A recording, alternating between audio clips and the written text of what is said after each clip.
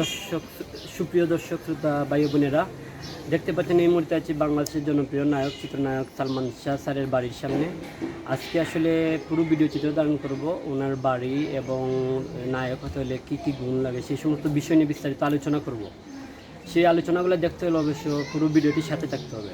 পুরো ভিডিওটির সাথে থাকুন। আমি এই মুহূর্তে চিত্রনায়ক সালমান শাহ স্যারের বাড়িতে ঢুকে যাব এবং আপনাদেরকে ভিডিও চিত্র ধারণ করে দেখাবো। দেখতে পাচ্ছেন সালমান শাহের ভবন, তারপরে হচ্ছে বিনা অনুমতিতে প্রবেশ নিষেধ, তারপরে যেখানে পার্কিং নিষেধ। এই যে বাড়ি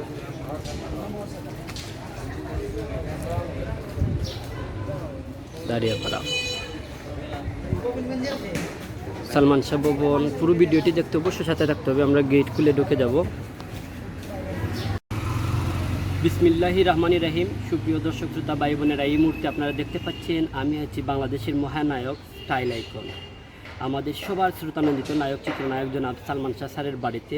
এই মুহূর্তে আছি সিলেটে নানার বাড়িতে, এটা হচ্ছে সিলেটের দাইয়াপাড়াতে। আমি দেখতে পাচ্ছেন এই মুহূর্তে আছি সালমান শাহ ভবনে। সালমান শাহের গাড়ির যে গাড়িটি তিনি ইউজ করেছিলেন, the first car from Salman Shah. Salman Shah প্রথম গাড়ি যেটি ছিল সেই গাড়ির সাথে আমি আছি এই মুহূর্তে। আসলে যে গুরুত্বপূর্ণ বিষয় বলতে চাই, আসলে অভিনেতা এবং নায়কের মধ্যে অনেক ব্যবধান আছে। অভিনেতা এবং নায়ক, একজন নায়ক তো আর সবাই হতে পারে না। আপনি ইচ্ছে করলে প্রধানমন্ত্রী, রাষ্ট্রপতি, যে কোনো কিছু হতে পারবেন।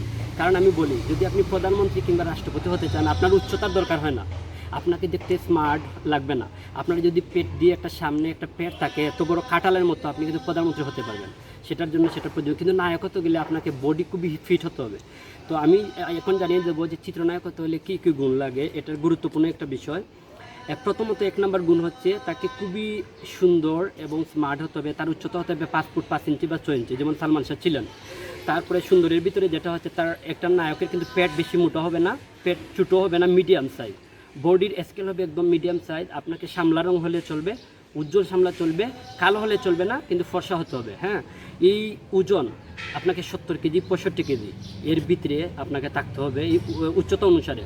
5 ফুট 5-এর নিচে কিন্তু নায়ক হওয়া যাবে না, কারণ সৌন্দর্য একটা খুবই গুরুত্বপূর্ণ বিষয়। সুন্দর দেখতে, সুদর্শন এবং স্মার্ট, যেটা সেটা গুলগাল চেহারা হলে ভালো হয়। আর যেভাবেই হোক, মানে আপনাকে যখন 1 লক্ষের মধ্যে ছেড়ে দিবে, একজন হয়ে আপনাকে বেরিয়ে আসতে হবে। এটা হচ্ছে নায়ক, এটা খুবই কঠিন, এটা হওয়া যাবে না।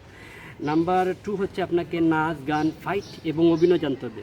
আপনি দেখতে যত সুন্দর হন না কেন, আপনি যদি নাচ জানেন না, গান জানেন না, ফাইট জানেন না, আপনি দেখতে যত সুন্দর হন না, মানুষ কিন্তু 2.5 ঘন্টা সিনেমা হলে গিয়ে আপনার ছবি দেখবে না, আপনাকে বয়কট করবে।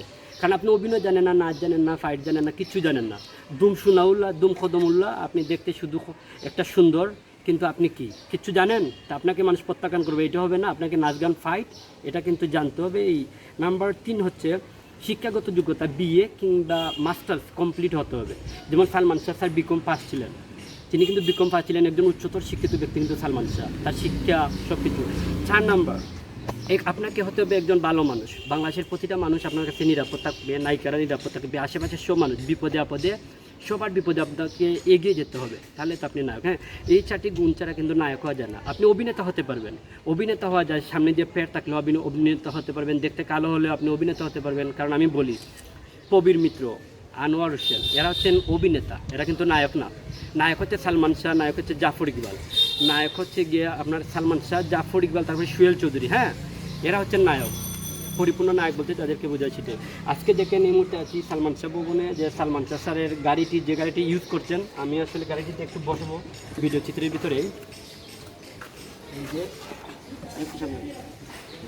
তো সালমান শাহ স্যার যখন নায়ক ছিলেন সেই সময় ক্লাস 6, আমার জন্ম হচ্ছে 1983 সালে, ক্লাস 6, 7, 8, 9 4 বছর আমার এই বাসাতে যাতায়াত ছিল এবং চিত্রজগতে আমার যাতায়াত ছিল। ওনার সাথে থাকাকালীন সময়ে আমি অনেক শুটিং দেখেছি চলচ্চিত্রতে। পরবর্তীতে তিনি তো মারাও গেলেন। এর পরবর্তীতে উনি জীবিত থাকা অবস্থায় শাবনুরের সাথে পরিচয় হয়েছে।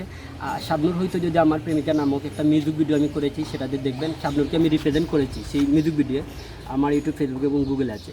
তার পরবর্তী সময়ে 1997 সাল দিক দিয়ে, তখন কিন্তু মুনমুন, ওনার সাথে আমার পরিচয় হয়েছে। সালমান শাহের সাথে মৃত্যুর মুখে ছবিটা করার কথা ছিল।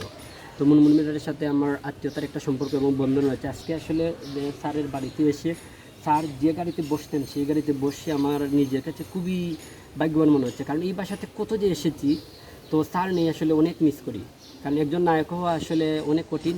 তিনি 27টি ছবি করে কিন্তু মারা গিয়েছিলেন। তার অসংখ্য গান আছে হিট এবং সুপারহিট।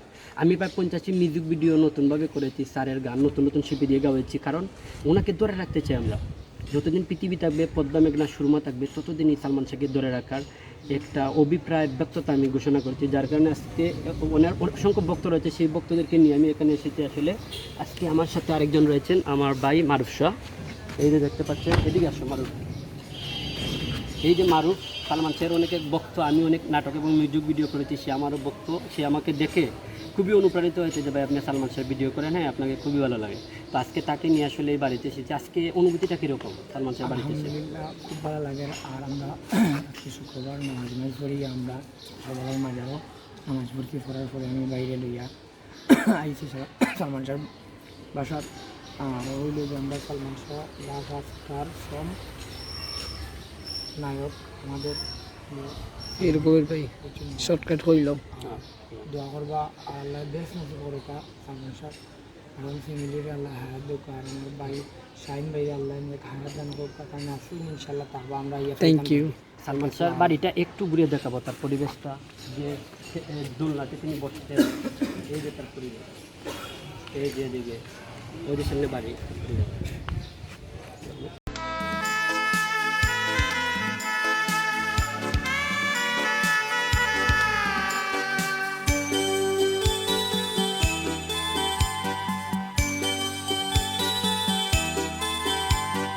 ভালো আছি ভালো থেকো, আকাশের ঠিকানায় চিঠি লিখো। ভালো আছি ভালো থেকো, আকাশের ঠিকানায় চিঠি লিখো। দিও তোমার মালা খানি বাউলের কোনটারে, ভিতর বাহিরে অন্তরে অন্তরে আছো তুমি হৃদয় জুড়ে। আমার ভিতর বাহিরে অন্তরে অন্তরে আছো তুমি।